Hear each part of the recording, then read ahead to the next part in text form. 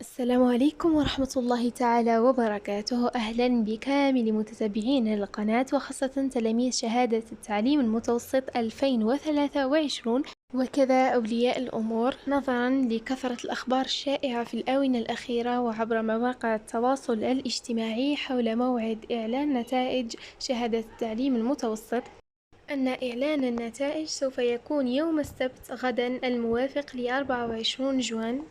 وللأسف العديد من أولياء التلاميذ والتلاميذ الذين قاموا بتصديق هذا الخبر الكاذب، لأن وزارة التربية عبر صفحتها الرسمية لم تنشر أي خبر يؤكد صحته، منذ أن أصدر وزير التربية أن الإعلان سوف يكون يوم 25 أجوان أي يوم الأحد.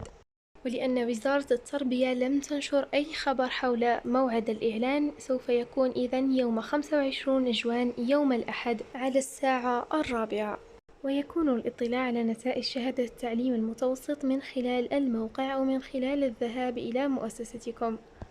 أتمنى من كل قلب النجاح لكامل التلاميذ، وأن تعم الزغاريد كامل أرجاء الجزائر وكامل البيوت، وتفرح كل الأمهات والآباء والتلاميذ بإذن الله. لا تنسوا الضغط على زر الإعجاب ليصل هذا الخبر لجميع التلاميذ وأوليائهم، والاشتراك في القناة ليصلكم جديد المعلومات والأخبار. أستودعكم الله والسلام عليكم.